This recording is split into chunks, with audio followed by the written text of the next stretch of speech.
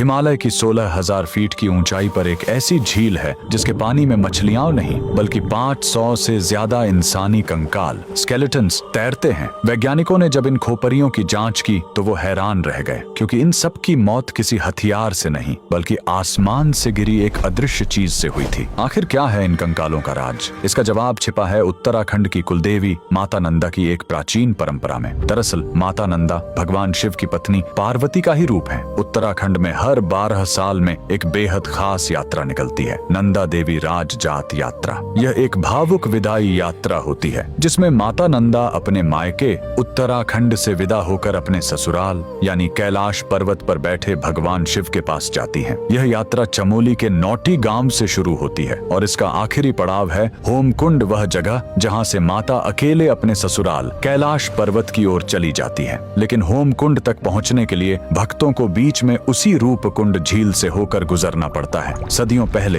कन्नौज के राजा जसधवल ने इसी पवित्र यात्रा में शामिल होने की ठानी, लेकिन राजा को अपनी सत्ता का अहंकार था। वे भक्ति भाव से नहीं बल्कि पिकनिक मनाने के अंदाज में गए। नियम तोड़ते हुए वे अपने साथ गर्भवती रानी, नाचने गाने वाली नर्तकियां और जोर जोर से बजते ढोल नगारे लेकर पहाड़ पर चढ़ने लगे। माता नंदा अपनी विदाई के वक्त यह अपमान और शोर शराबा सह नहीं पाई। जैसे ही राजा का काफिला रूपकुंड झील के पास पहुंचा, देवी का प्रकोप टूट पड़ा। अचानक आसमान काला हो गया। बारिश नहीं बल्कि लोहे जैसे सख्त और भारी ओले गिरने लगे। वो ओले क्रिकेट की गेंद जितने भारी थे। वहां छिपने की कोई जगह नहीं थी। वो ओले सीधे राजा और उसकी सेना के सिर पर गिर रहे थे। देखते ही देखते राजा, रानी और उनके 500 साथी वहीं बर्फ में दफन हो गए। सैकड़ों साल बाद जब 1942 में वहां बर्फ पिघली तो दुनिया ने देखा कि झील कंकालों से भरी पड़ी है। और जब फॉरेंसिक जांच हुई तो वैज्ञानिकों ने पुष्टि की कि इन सभी खोपरियों में दरारें थीं जो ऊपर से किसी भारी गोल चीज ओले के गिरने से ही आई थीं।